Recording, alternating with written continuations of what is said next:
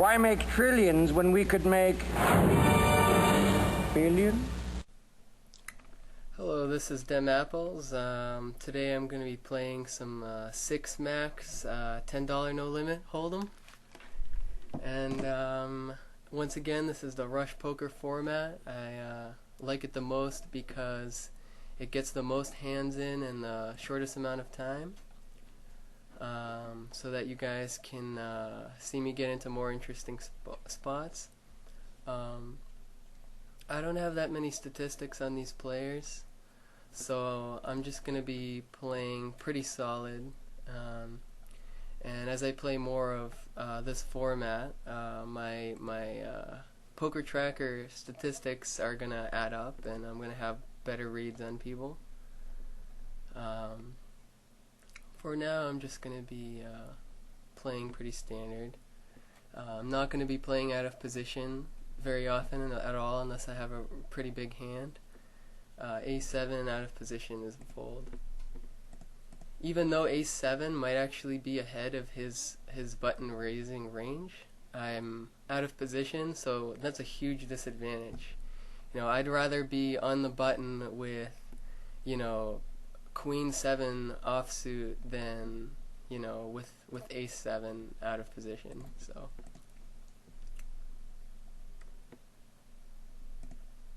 this is definitely worth a raise in the cutoff.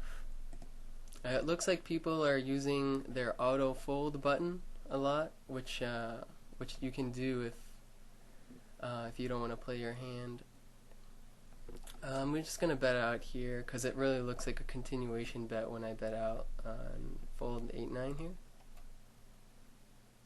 And people are seeming to play pretty straightforward. I'm definitely gonna fold the 2-5 offsuit.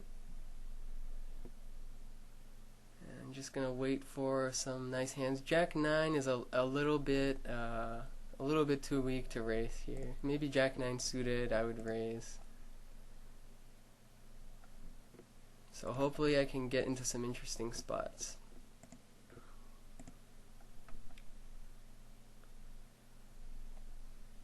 And once again, I don't like defending my big blind because I'm out of position. So even with hand like Ace 8, I would probably still fold.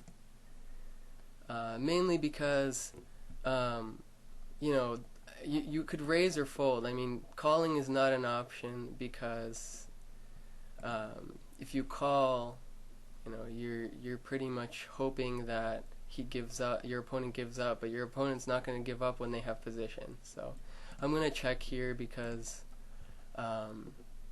he just induced kind of a continuation bet from his limp here. Ace 10 is a little too weak to be betting under the gun. I'm going to call here. He's betting like a standard continuation bet. He limped on the button. I don't have any reason to believe I'm behind yet, so I'm going to call. And check. Maybe he'll keep bluffing. If I bet,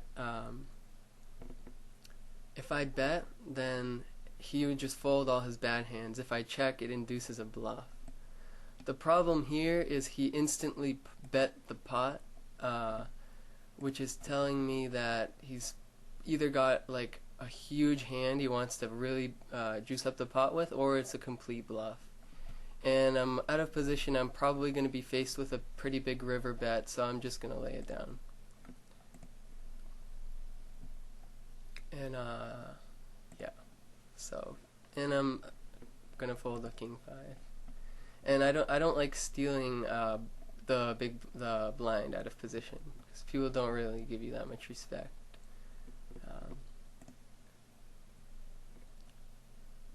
If I had like some statistics on this guy that said he didn't play many hands, then that'd probably raise. But here it's one of very few spots where I'd limp in, because this guy, this girl rather, Rosie, is playing 57% of her hands. So Ace Jack is ahead even if I'm out of position, and I don't want to raise since I don't want to bloat the pot out of position. Because even if she has a hand like, you know, 9-10 or So, or like, queen jack or something. If I raise, I'm still going to miss most flops and I'm out of position. So once again, it doesn't really matter what hand you have if you're out of position, unless it's a monster.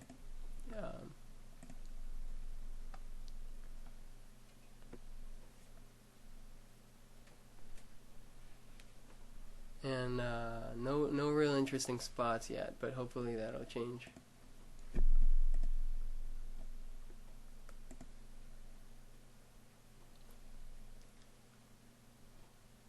I'm not too familiar with the Rush poker format of the 6 max. I typically play full ring, but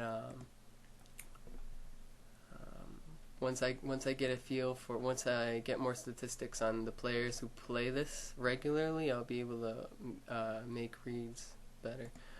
There's no reason to call even in position with Ace Jack for when they're